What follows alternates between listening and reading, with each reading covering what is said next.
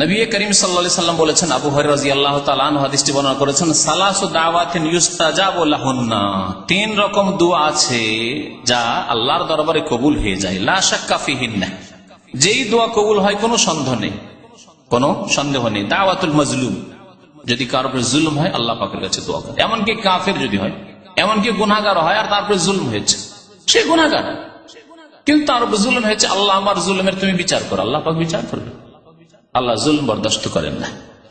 আবরাহ কাফের ছিল আর Abdul Muttalib মক্কার পয়সা, তারা কাফের ছিল। কিন্তু আবরাহা যখন জুলুম করার জন্য মক্কার উপর আক্রমণ করে আসলো, তখন আবরাহার হস্তি বাহিনীকে আল্লাহ কি করে দিলেন?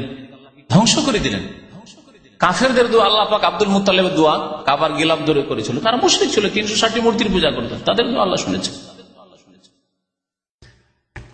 মাজলুমের দোয়া কবুল হয়। দাওয়াতুল মুসাফির, মুসাফিরের দোয়া কবুল হয়, সফর অবস্থা যদি আপনি দোয়া করেন। ওয়া দাওয়াতুল ওয়ালিদি লিওয়ালাদিহি, আর মাতা পিতার দোয়া ছেলে মেয়েদের জন্য কবুল হয়, ছেলে মেয়েদের জন্য নেক দোয়া কবুল হয়। লিওয়ালাদিহি আর আলা ওয়ালাদিহি বলা হয়েছে অন্য হাদিসে, যদি কোন মাতা পিতা নারাজ অসন্তুষ্ট হয়ে বদদোয়া করে আর যদি হকের ওপর থাকে, এই কথা মনে রাখবেন, হকের ওপর যদি থাকে মাতা পিতা, না হক নয়, জুলুম অত্যাচার করেনি, বাড়াবাড়ি সীমা লঙ্ঘন করেনি, তাহলে তাদের দোয়া কবুল হয়ে যাবে যদি বদদোয়া করে।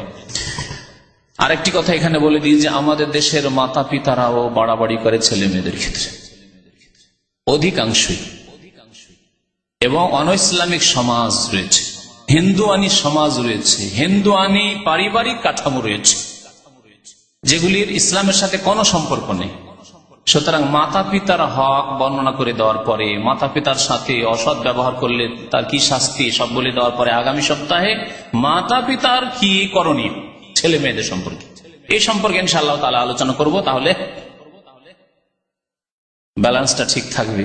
তাহলে যেমন ছেলে মেয়েরা বুঝবে মাতা পিতার হকের কথা, তেমনি মাতা পিতাও বুঝবে যে ছেলে মেয়েদের কি হক রয়েছে, ছেলে মেয়েদের ক্ষেত্রে আমাদের করণীয় কি রয়েছে, ছেলে মেয়েদের সম্পর্কে আমাদের কি দায়িত্ব রয়েছে।